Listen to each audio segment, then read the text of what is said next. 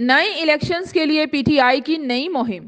وزیر اعلیٰ پنجاب چودھری پرویز الہی کی طرف سے اسمبلیاں توڑنے پر ٹال مٹول کے بعد پاکستان تحریک انصاف نے وفاقی حکومت پر نئے الیکشنز کے لیے دباؤ ڈالنے کے لیے ایک نئی مہم شروع کرنے کا اعلان کیا ہے۔ الیکشن کراؤ ملک بچاؤ نامی مہم کے تحت 11 دن ریلیاں نکالی جائیں گی، جن میں حکومت سے نئے الیکشنز کا مطالبہ دہرایا جائے گا۔ کل یعنی 7 دسمبر کو شروع ہونے والی مہم میں روزانہ لاہور کے ایک حلقے میں ریلی نکالی جائے گی۔ پارٹی اعلان میں یہ نہیں بتایا گیا کہ مہم کے تحت ریلیاں لاہور کے علاوہ دوسرے شہروں یا دوسرے صوبوں سے بھی نکالی جائیں گی یا نہیں۔ نومبر سے پہلے الیکشن کروانے میں ناکامی کے بعد اب چیئرمین تحریک انصاف عمران خان نت نئے حربے تلاش کر رہے ہیں تاکہ پی ڈی ایم حکومت پر دباؤ قائم رکھا جائے۔ الیکشن کراؤ ملک بچاؤ اسی سلسلے کی ایک کڑی ہے۔ اس سے پہلے 26 نومبر کے جلسے میں عمران خان نے پنجاب اور کے پی کے اسمبلیاں توڑنے کا اعلان کیا تھا۔